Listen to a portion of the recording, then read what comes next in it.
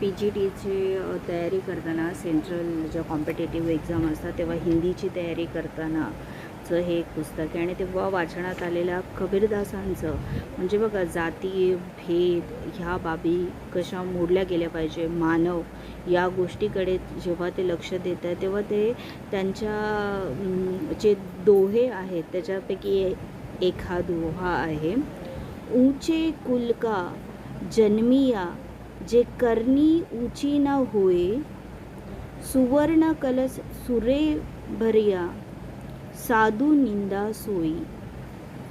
तर कबीरदासांचं हे एक आहे की ज्याच्यातून तुम्हाला वेळोवेळी संत लोक नेहमी मानव ह्या विषयावरती किंवा मानवाप्रती कसे उदारभाव दाखवतात आणि मानव हा किती महत्त्वपूर्ण घटक आहे या पृथ्वीवरचा.